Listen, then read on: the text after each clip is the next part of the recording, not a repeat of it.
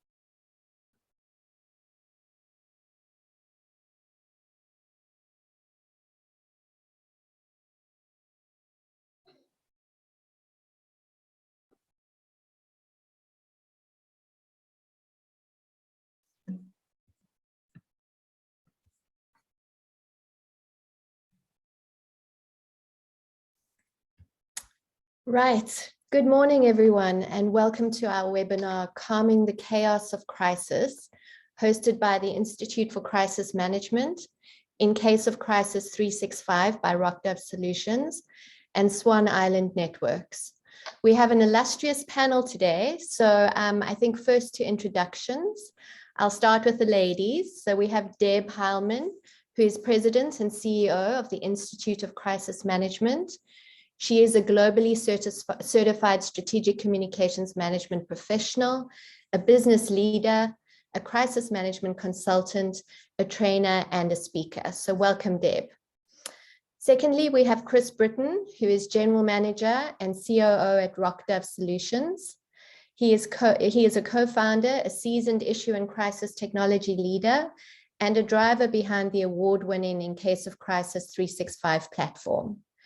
And last but not least, of course, is Pete O'Dell, who is the Chief Executive Officer of Swan Networks. Pete is a seasoned business executive in technology, security, and software. He is the author of Silver Bullets, Interoperable Data, and Cyber 247, Risks, Leadership, and Sharing. His new book, Global Shared Resilience, is slated for publication this year. He's an ACES and an NCR InfraGuard member as well. So welcome to the panel and welcome to all of our participants today. We think it's going to be a rigorous discussion around a very, very important topic. So we will be discussing the current state of affairs as it pertains to crisis management in a world where most executives are juggling multiple scenarios at any given time. We'll be discussing how they're advising and helping organizations prepare for, identify, and respond to emerging threats and crises. So I would ask that if you do have questions, please put them in the chat. We will be monitoring the chat, and we'll come back to them at the end of the presentations during the Q&A session. So without further ado, I'd like to hand over to Pete O'Dell, the CEO of Swan Island Networks, who will talk to us about intelligence and situational awareness. Great. Thank you, Michelle, and welcome everybody. I am going to talk fairly fast on the first few slides, so we can go to the next one. Swan Island Networks is a physical security intelligence company. We're based in Portland, Oregon. We've been around since after 9/11. We supported that for a number of years. And we have two key products, TX360, which was used by major enterprises around the world on 6 continents to monitor open source and internal intelligence, and TX Global, a very lightweight alerting service. And we're partnered from a technology standpoint with both Allied Universal and in case of crisis, and do a significant amount of things with InfraGard, the FBI public-private partnership with about 80,000 members. Go ahead, Chris. So we're a B2B. We work with enterprises, not public sector, not schools. We really are focused on corporations and their unique needs to monitor and manage crises around the world. We work both as a direct capability and also as a reseller channel, and we do worldwide intel and threat aggregation, rolling that up around the planet 24/7. As you probably know, and based on our little skirmish happening in the Ukraine today with Russia, our world is increasingly threatening. We had a long period of calm. Lately, terrorism, crime, going to the mall and having a flash mob, travel disruptions, the pandemic. It's been a pretty crazy couple of years, and there's no real end in sight for that. So TX360 is a key element of managing that risk, as is the in case of crisis application, which we're integrated with. This is just an example of some of the things that we're dealing with in the United States on the climate side. 2020 had a very large number of billion-dollar weather and climate disasters. This was before you added in civil unrest, pandemic and other things. So very large number of big events impacting a large number of corporate customers, and city, state government as well. This is an example of what we do for those kind of events. TX360 has the capability to pull information from around the world, drive it into a usable form in a GSOC on a tablet to alerts across the text and mobile, and address both specific events that last a few days, but things that last in steady state. This is an example, for example, on the steady state side of a dashboard that's used all the time around the Chicago area, which is a hub for several airlines. Next slide, please. And this is an example of the different smart alerts that we send out. So full-fledged smart alerts with proximities of where are these companies located and what's happening, how close are they to a particular event. Next slide, please. All right, so we from an input side, we process about 15 million pieces a month from around 15,000 sources around the world. This is a partial list of some of the sources that we pull. All those sources are pulled into our automation process and are also reviewed by our intelligence analysts. So a combination of people plus automation combined with the customer's geospatial locations, so that the customer is getting a very sharp set of alerts, as opposed to one that is noisy or chatty, where suddenly you have to go 200 to find the 2 that you want. We drive those to intelligence dashboards, email, text alerts, and then we integrate with products like in case of crisis, where that information can be used in conjunction with giving a crisis a warm start and continuing to feed information about the crisis as it develops. From a technology standpoint, and as you're thinking about crises and things that are happening over the next 5 years, there's lots of good news from a technology standpoint. Intelligent video is going to bring a tremendous number of proactive alerts to security groups, so that you'll know when something's happening and be able to take prevention or mitigating capabilities. lots of new sensors, and those sensors at some point will be able to be anywhere because of this worldwide Wi-Fi capability that's being developed out of space through Starlink and several other competitors. And then you're also going to see, wearables, not just for human security guards, but also for people. If you've seen the Apple Watch sending an alert saying, "Oh, did you fall down? Are you okay? I'm going to call 911." That can also be integrated into corporate crisis systems as time goes on. And you're going to see drones and robots that can also be accelerated to gather intel. So their cameras, their sensor systems, all those things will give an incredible amount of information. The key is using that information for good and to solve the problem, protecting lives, property, continuity of operations, and corporate reputations. So just some key points before I turn it over to Deb. Advanced warning is critical, right? The Titanic would still be around today if the guy watching for icebergs hadn't gone to bed. Lots of instances where having enough advanced warning can avoid the issue of a crisis. You can prevent it. You can mitigate it to where it's a very small thing. Not knowing can be a real problem. And for a multinational company or for companies with supply chains around the world, which is just about everybody, being able to monitor global events really is key for your various missions inside your company. That's things like supply chain, things like physical security, cybersecurity. All those different events need to be monitored proactively so that you can avoid as many crises as possible, and then spend the time that when you do have a crisis, addressing those. Integration solutions are very important. So, for example, our solution integrated with ICOC, integrated with other things, ultimately integrated with 20 or 30 other security capabilities, brings a lot of speed and quality of response that we've never had in the past, which is important because everything's accelerating so much more quickly. And to the people side of things, technology is great. But if you don't plan, if you don't prepare, if you don't set the policies, and you don't exercise the people so that they know how to use those tools when bad things happen, largely you've lost a lot of the value.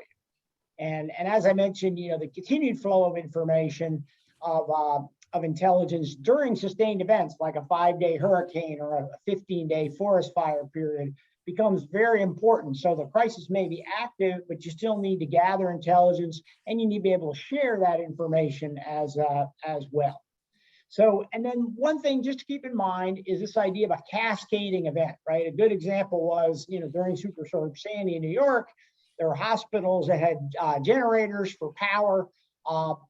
Unfortunately, what happened was the storm surge flooded the generators because they were in the basement. And suddenly, all the good intentions of having those generators went away because they turned out to be vulnerable through a cascading failure. So very important to keep in mind. So with that, I'd like to turn it over to Deb to give us an overview of some of the other key issues. Great, thank you, Pete. Some great information there for sure, especially in terms of just that advanced awareness of things that are going on in the world. So a little bit about the Institute for Crisis Management, or ICM. We've been around for 32 years now. We were founded back in 1990. And actually, we were one of the very first consulting firms in the United States to specialize in crisis communications. We've been a leading provider of crisis communications planning, training, and consulting for 32 years. And we also issue what we call our annual crisis report, where we study crises in the news year over year and look at a variety of things in 16 different categories. And that report has really become an industry standard over the years. It's used widely by professionals and academics all over the world. So you may be asking yourself, why should we plan, right? We can handle anything that comes up. And my response to that is, really, let's take a little bit closer look at that. So as Pete noted, right, risks are increasing across the world, right? We're seeing a lot of changes in our environment, social, natural disasters, political turmoil, a lot of business threats that we've seen. The pandemic alone really put a lot of challenge on organizations of all kinds, for-profits, nonprofits, government agencies, education, an awful lot of challenge, and putting challenges on their businesses. We've all seen empty shelves at the store with supply chain issues, inflation. Anyone who's gone to try and buy a car in the last year or two has found inflated prices, and we're seeing it in the grocery store as well. And a lot of organizations are having staffing problems. And whenever you're short-staffed, that can certainly lead to potential problems in the workplace and crises in the making. Then we're going to talk about this severe erosion of trust in governments and in the media in particular. Any of you might be familiar with the Edelman Trust Barometer. I would encourage you to go out and look that up. They just issued the 2022 Trust Barometer, and Edelman looks at a lot of things. And what they found, interestingly, is for the last couple of years, business is the most trusted institution. And their numbers came out quite a bit better than government, and certainly of the media. They found also that there's a lot of concern about fake news. In fact, those concerns are at an all-time high. And they've also found that there's a lot more social activism going on out there, and stakeholders want to hear from the senior leadership of the organizations that they support, whether it's companies in which they own stock, or they are customers of that company, or even employees. They really want CEOs to step up, especially on social issues. And this is a very uncomfortable place for CEOs, especially in publicly traded companies. They have for a very long time viewed their only role as bringing in the highest possible return on investment for their shareholders.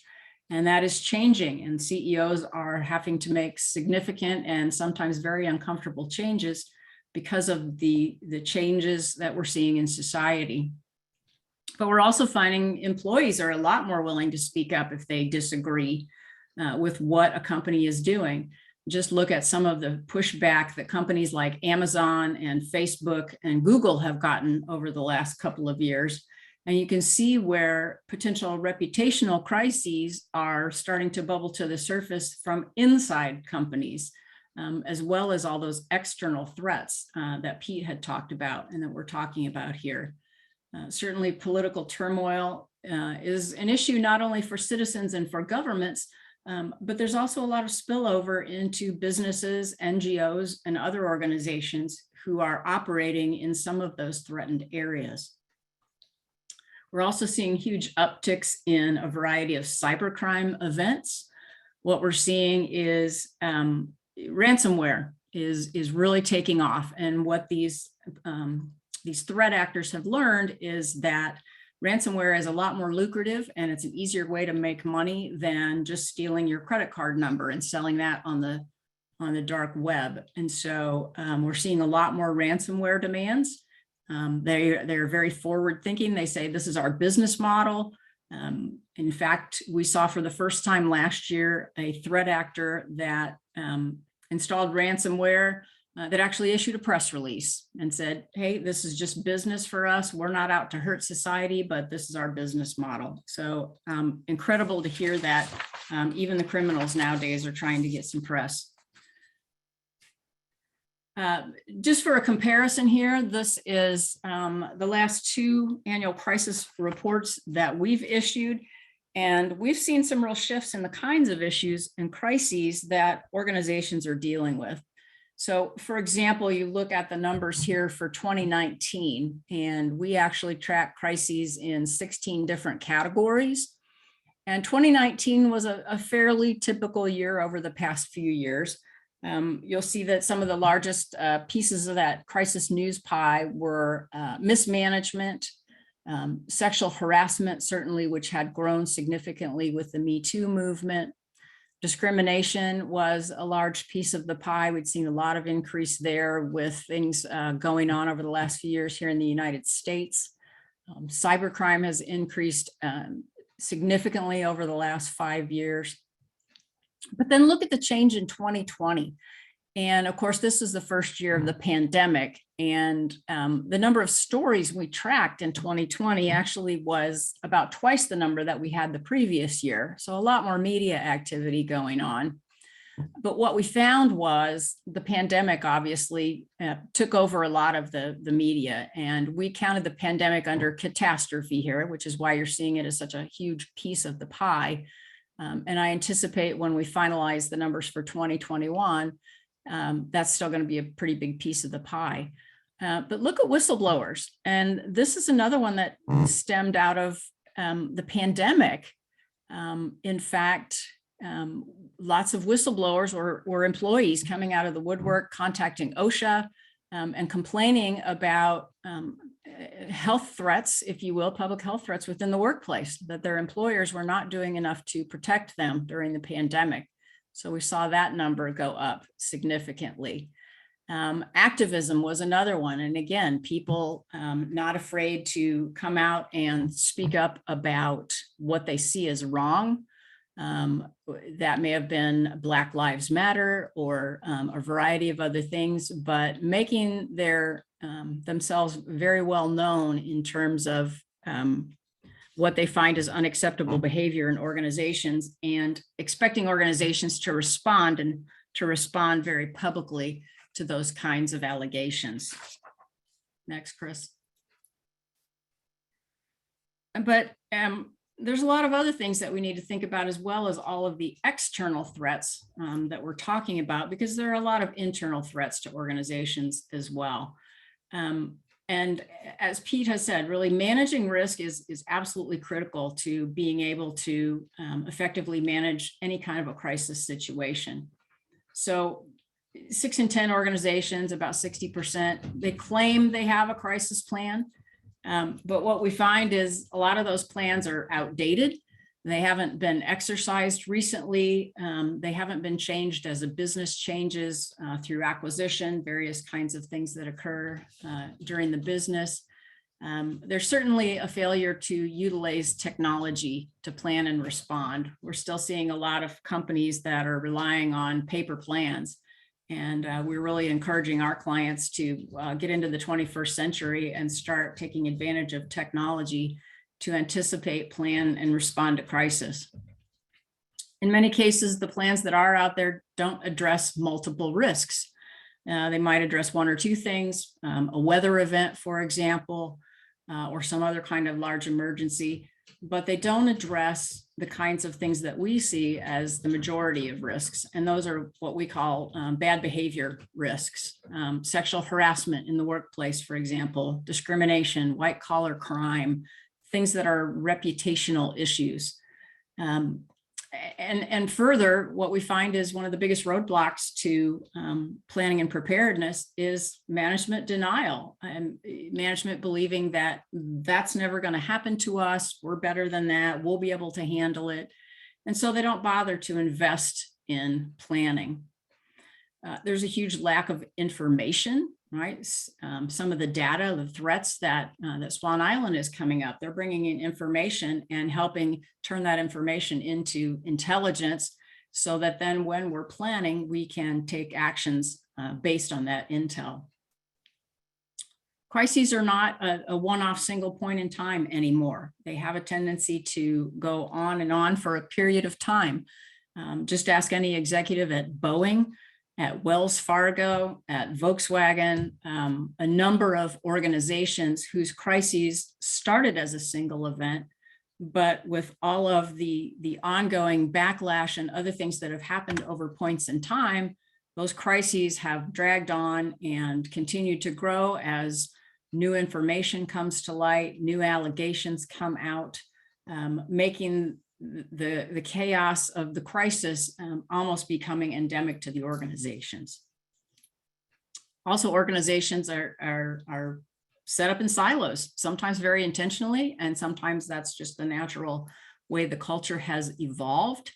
But especially as companies grow, they struggle with being able to communicate with their internal stakeholders across the organization.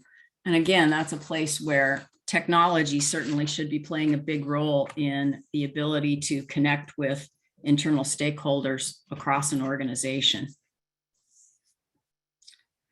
So as we've heard before, failing to plan is planning to fail. And so in hearing all these things, thinking about threats and being able to plan for crisis, be prepared for what is going to be inevitable, what we've found is it has to start at the highest level of the organization.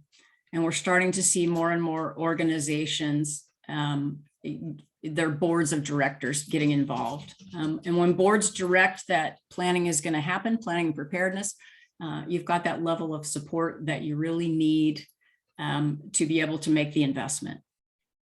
And as we've always said, you can prepare and prevent, or you can repair and repent.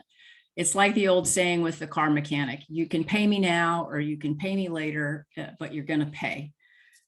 But preparation and prevention is really an investment in the organization, and it's a drop in the bucket really compared to the expense of repairing and repenting if the crisis occurs. And so we can eliminate silos as well by integrating all these crisis management plans. So you've got to have operational and emergency disaster response plans. There has to be business continuity and recovery plans so that we know how we're going to get back to normal once the crisis is over. And then the crisis communication plan, which really is the glue that holds the whole thing together.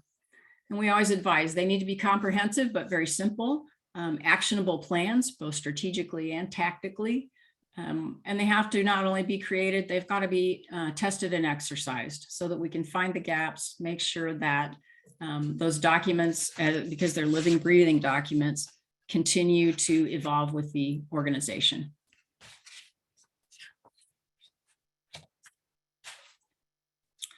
So we like a high-tech, high-touch approach. We have to remember always crises are about people, right? If people weren't impacted by the events that are occurring, we wouldn't be talking about crisis. But you have to know who your stakeholders are. Who are the people that are invested in your organization one way or another? We have to understand what's happening with globalization and how that impacts how we communicate across our organizations. We have to acknowledge that there are problems and issues that are bubbling beneath the surface within our organizations, and they have the potential to turn into huge crises. And these are those bad behavior things that I talked about earlier. We have to expect that there are going to be aftershocks from the beginning of a crisis. And there's going to be things happen that are going to feed the media, they're going to feed social media coverage, and we have to expect those things to happen and be prepared in advance to respond to those things with our response, our communication strategy, and very specific playbooks.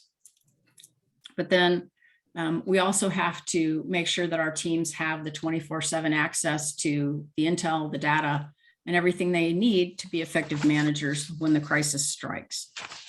So to wrap up my portion, just to reiterate, you can't afford not to plan for these things to happen. It's not an if, it's a when. Prevention is an investment. We need to convince senior management that it's not an expense, but it's an investment in the organization. It helps build resilience and employees and leaders' ability to really adapt quickly and respond when something does happen. We want to make sure that our communications plans and playbooks are focused on the kinds of threats that we believe are either the most likely to happen to our organization, or if they do, are going to be the most impactful and the most costly for the organization. All that planning is great, but it's absolutely ineffective if you don't train people how to use the plans, right? And have regular exercises to make sure people can see in a real world kind of a setting how those things work. And lastly, and to transition over to Chris, technology really streamlines and simplifies our preparedness and response. You still have to have a human to write the plan, right? To write the communications plans, but coupled with the intelligence and experience of the people who are writing the plans, you put in the technology and it really makes for a smooth and seamless way to respond to any threat, issue, or crisis. And with that, I'm going to turn it over to Chris. Thank you, Deb. So really, really do appreciate both Deb's and Pete's insights on capturing that situational awareness, and as Deb has pointed out, a number of elements around planning and preparedness. From my perspective, again, we are in case of crisis 365 as a platform. The company RockDove Solutions, real quickly, we're operationally based in Washington, D.C. We are providing a crisis management platform for hundreds of organizations representing thousands of issues across 5 continents. But what I really want to focus on is you've heard from both Pete and Deb about the many different things that are going on that are creating an interesting climate in which we have to navigate.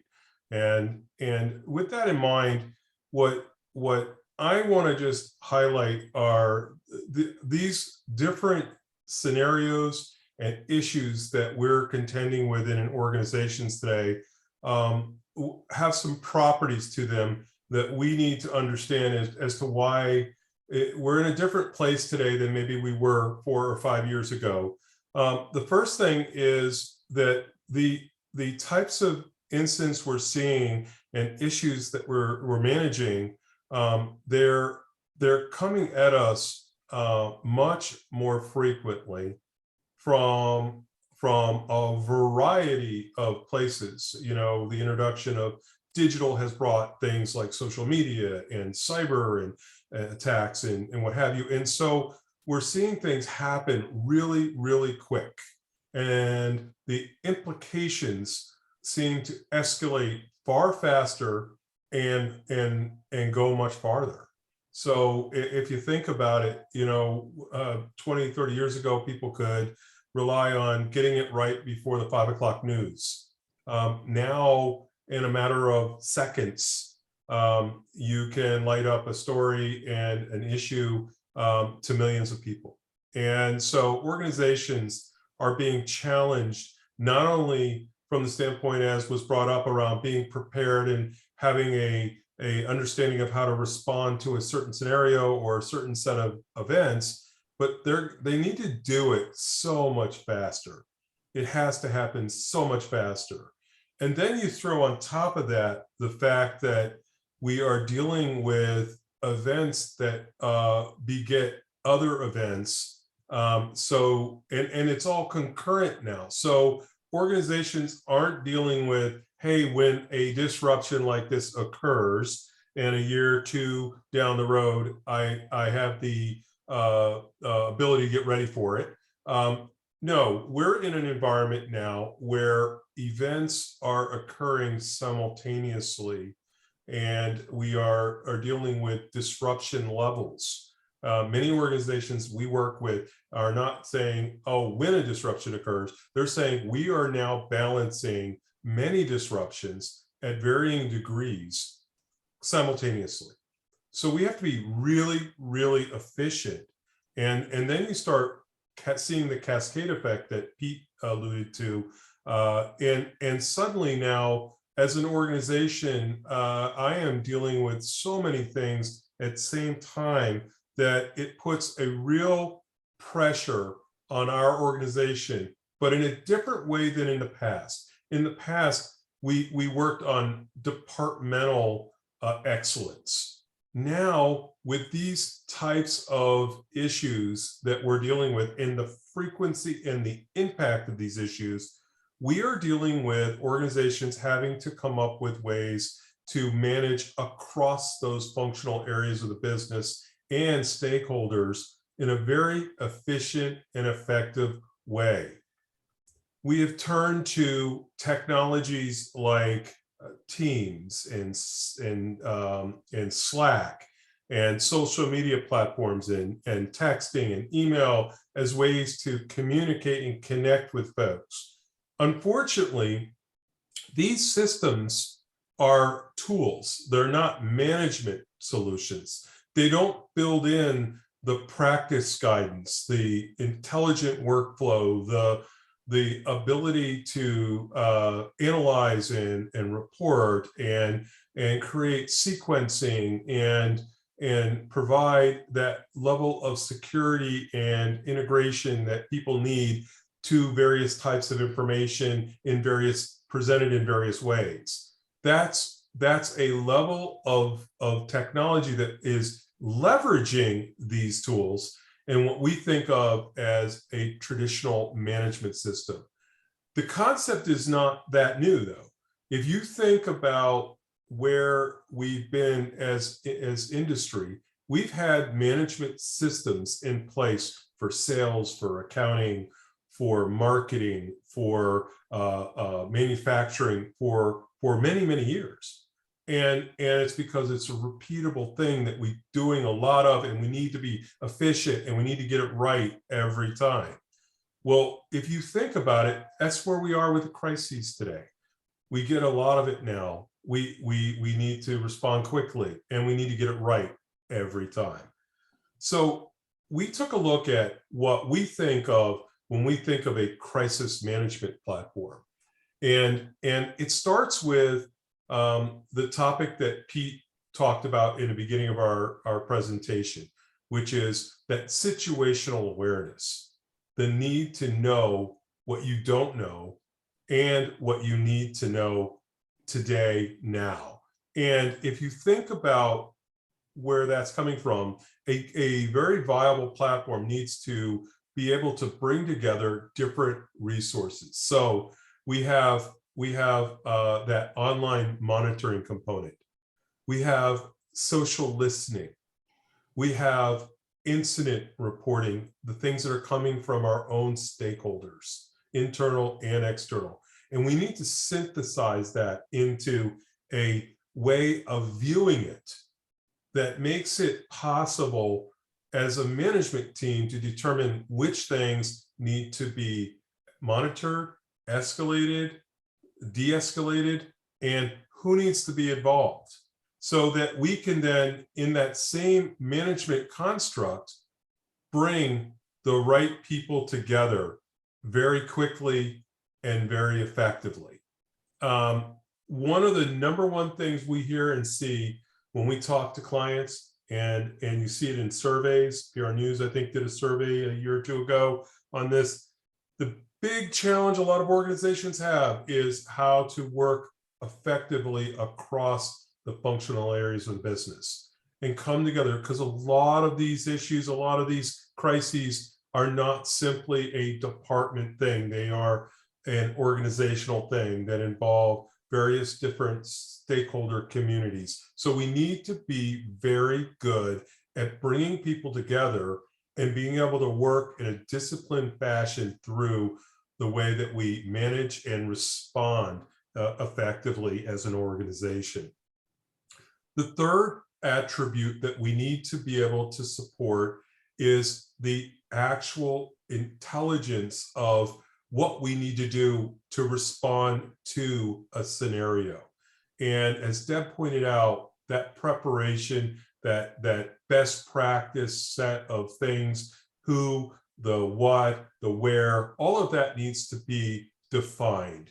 But once you've defined it, you need technology that is going to enable you to take advantage of it. So we can track our efforts, the severity level, the shared checklist and tasks that need to be managed in the sequence, and knowing when it's happening, knowing when it's getting done. And I'm capturing this information for after action reporting so that I have a full and comprehensive knowledge base of what we're doing, what we're learning along the way. I then need to have ready access to holding statements that are pre-approved, to briefings that can be presented to executive management, being able to then exercise our organization in times of quiet so that we have the muscle memory and the processes in place to leverage when we are in stormy environments and people are adrenaline is high. We need to have that in place, but technology can be a friend by providing those guardrails and those intelligent workflows to make all of that run a lot smoother, personifying what you intended when you architected and wrote that plan and you did those training exercises.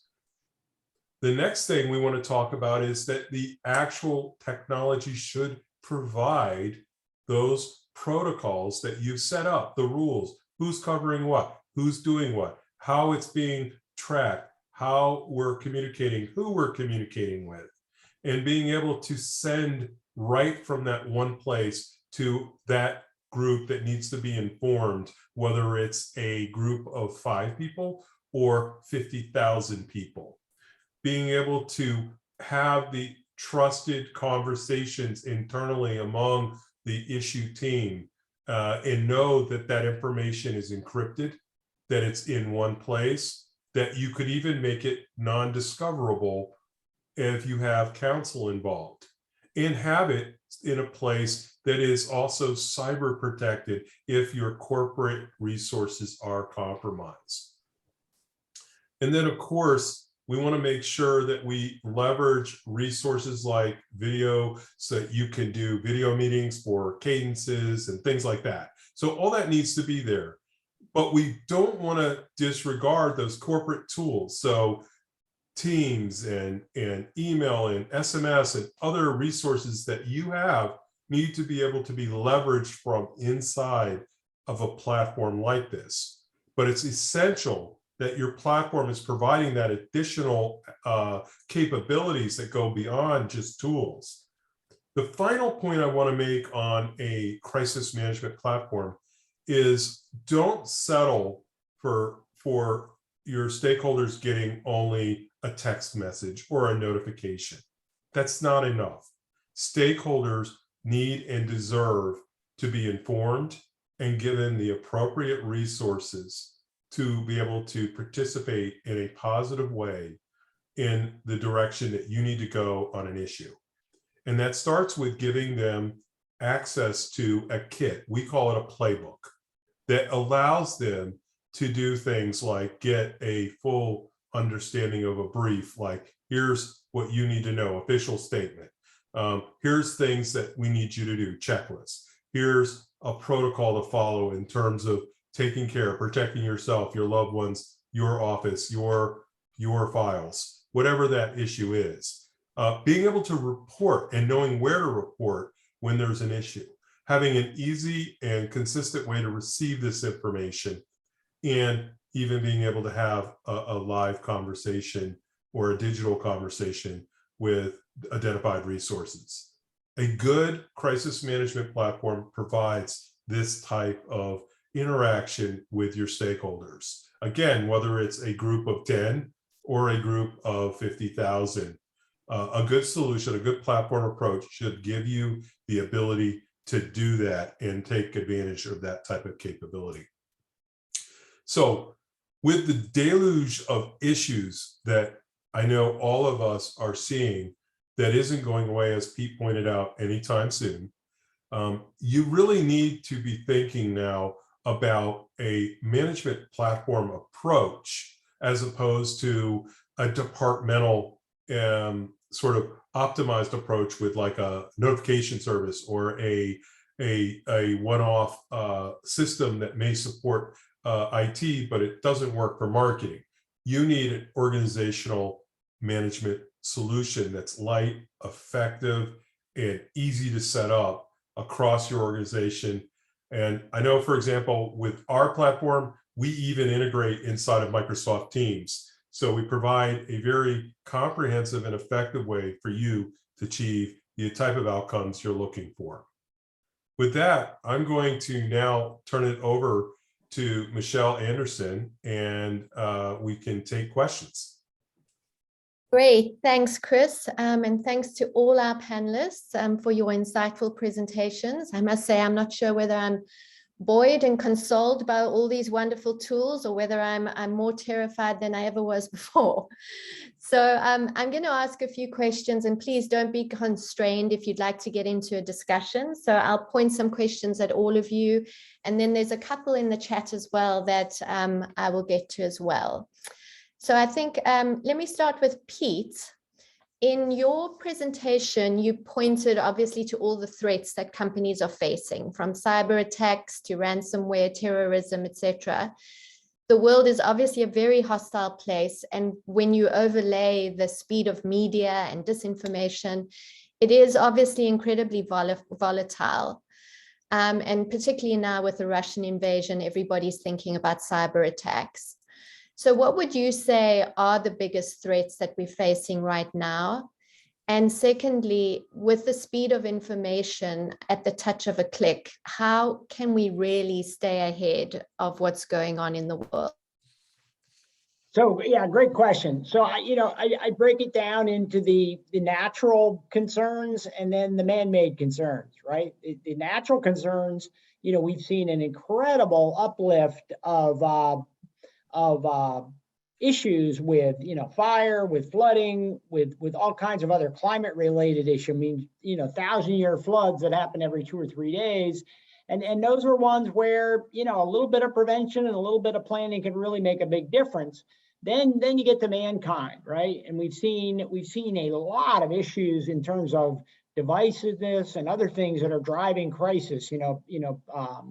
Cases where police have arrested people and people have been mistreated and ultimately people have gone to jail. But it has this widespread effect. And one of the issues is not.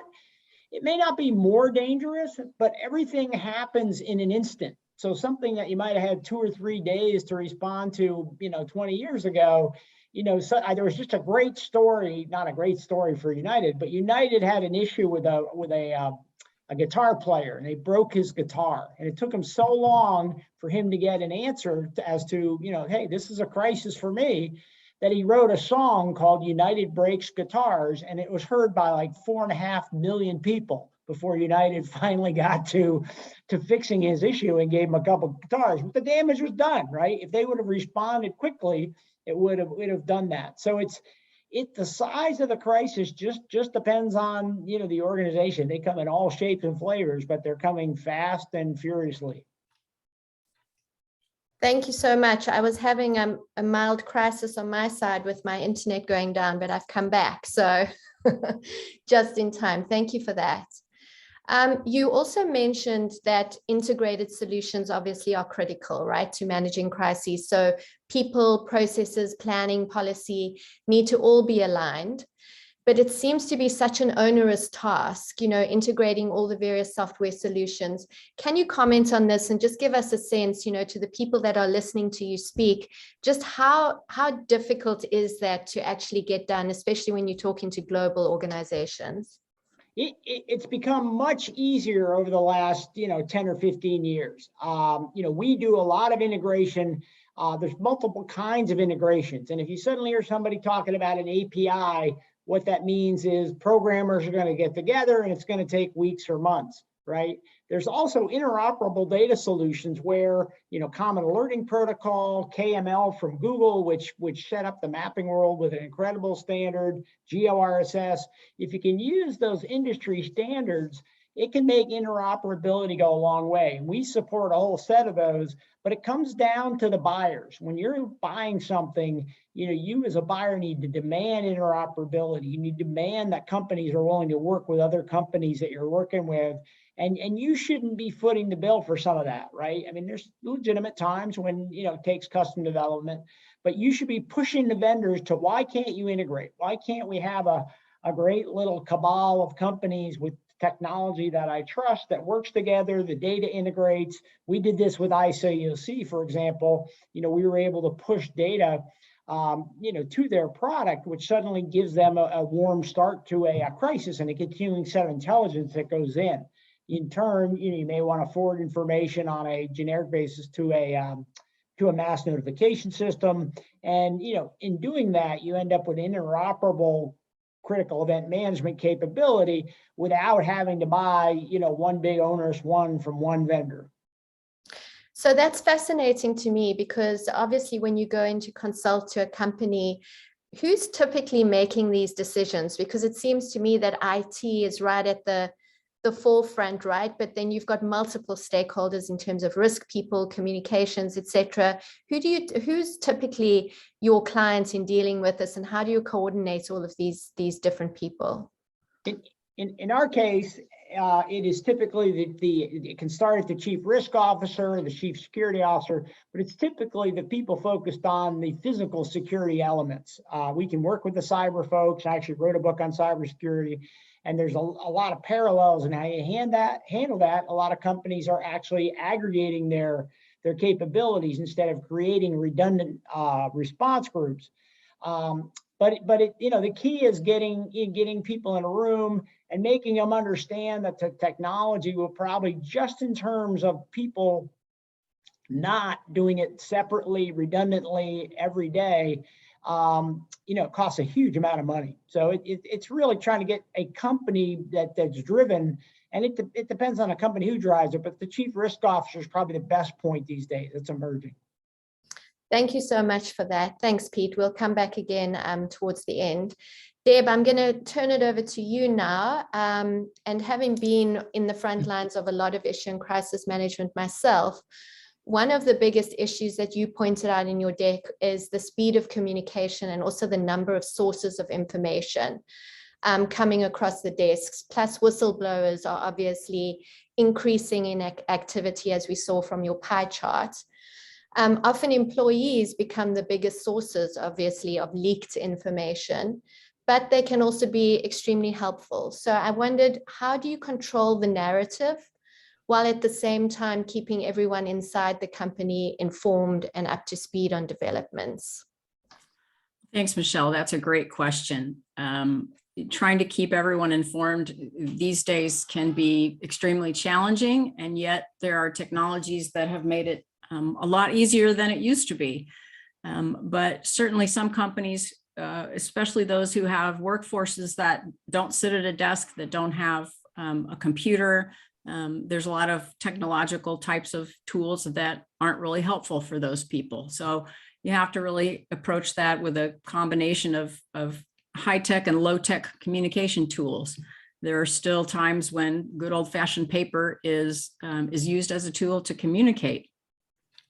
But in building resilience and helping people feel that they're being heard when they are complaining, whether they're internal whistleblowers or just concerned employees, I think it's very important that managers have to listen. They have to pay attention to what their employees have to say, and they have to be able to respond to that in a timely fashion, because it's only when we build trust with those stakeholder groups that we are going to be able to also build resilience within those work groups.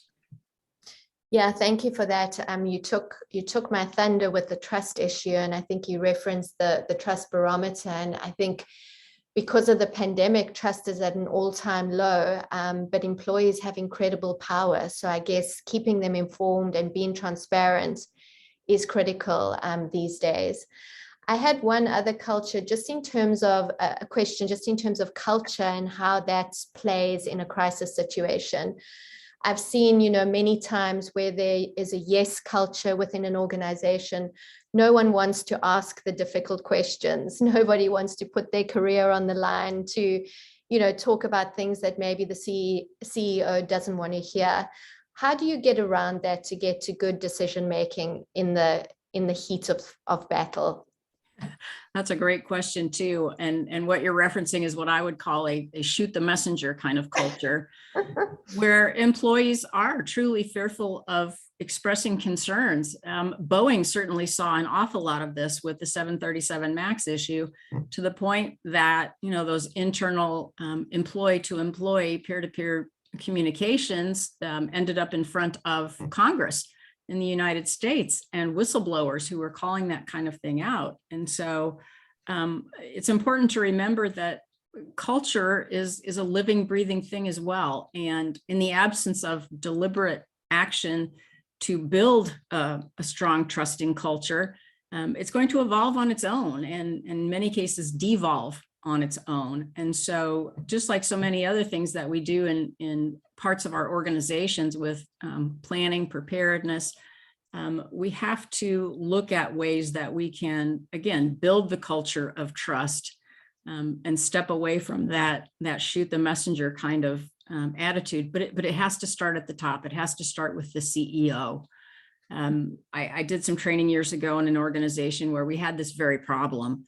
And so we developed some management communications training. And one of the ways we helped convince management that this was a worthwhile use of their time is the CEO went through the training with a number of individuals at much lower levels of the organization. And the fact that they were able to observe him and see that he supported it in that way made a huge difference in the adoption of the types of things that we were trying to do to build a better culture. Thank you. Thanks. I agree with you on all of those things. And I think sometimes having external advisors gives air cover, right, to the internal people who perhaps are a little bit reticent to speak up. It's that old adage that experts are people that come from more than 50 miles away and bring a PowerPoint. Agreed. I did want to ask you, we all have chatted in our presentations just about the volatile nature of the environment right now, right? And especially on social justice issues, on cancel culture and things like that. Often brands want to lean forward, they want to do the right thing, right? But they feel like they're damned if they do and they're damned if they don't. What is your advice to brands or organizations that do want to do the right thing, but are a little bit nervous about the blowback? I would say first and foremost, they need to listen, right? They need to create opportunities for stakeholders to share their thoughts and their opinions, and they need to be able to listen without judging and really hear what people have to say. I mean, this is a place where we've seen companies like Amazon and Google really fail that test. And they heard it loud and clear from employees. For example, back in 2020, hundreds of Amazon employees basically violated their internal communications policy by publicly calling out the company on its climate policy and other things. You know, Google had the same thing. They had workers walk off the job protesting corporate climate policies. So they have to be willing to listen without judging and really be open to the criticism. And that can be very, very difficult for executives. Agreed. Thank you, Deb. That was fantastic. I'd like to turn over to Chris now. It's a great segue. I know you guys say you take the crisis out of crisis management. So you lean heavily, obviously, on technology to plan better and be coordinated. So yours seems to be an easy web-based solution, but in my experience, there are not many of these solutions around. Why do you think that is? Well, I think it's an emerging problem for a lot of organizations. If you look historically, many organizations have achieved excellence in departments, but with the situations, the amount of crises that we see, the volatile nature that was just mentioned, it sort of created a new stress level for a lot of organizations. And that new stress level has put a premium on organizations being able to navigate a response across all of the organization, not just excelling at a department level. And I think for executives, it's a unique situation in that where in the past, you know, we had something come up, but it was periodic or a lot of distance in between. We now see an environment where we have a crisis or a disruption going on at all times, and many times multiple. And so the need for a platform approach at an organization level has changed demonstrably. And it's similar to the way other environments, as I alluded to earlier, have evolved. If you look at sales, if you look at accounting, if you look at other areas of the business. Got it. And you also made the point that training is really important, right? So you can have the technology to help you, but the training and getting people on board and comfortable. And often people are at different levels of proficiency, right, when it comes to training. So can you elaborate a little bit more on this and how easy it is to get people set up and ready to manage that technology in a crisis?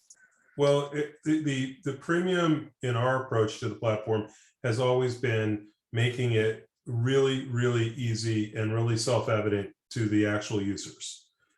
So we spend a lot of time building out a platform that allows organizations to go in a matter of an hour. They can be set up with the platform and be rolling out the basic constructs. But it does require an organization to have some notion of a plan in place around how they're structured, what their scenarios that they want to focus on are. And so that's why we're partnered with folks like Deb and the Institute for Crisis Management, because we recognize that you need to be able to come to these types of deliveries with a good plan. And so what we're delivering as a platform is a way to bring to life those plans, bring to life the engagement that you need across your organization, and do it easily and quickly. But it does require some planning and preparation. As far as the training goes, one of the real highlights of the solution is that because it's digital, because it can be accessed from anywhere, anytime, even inside of Microsoft Teams, people are able to light up their user groups, their stakeholders, and what have you in minutes, and be actually running through scenarios at any time, day or night, across any boundaries around the world. Thanks, Chris. I'm very aware of time, so I want to just go to a couple of questions that have come through from the audience, and we can return if we've got more time to the others I had.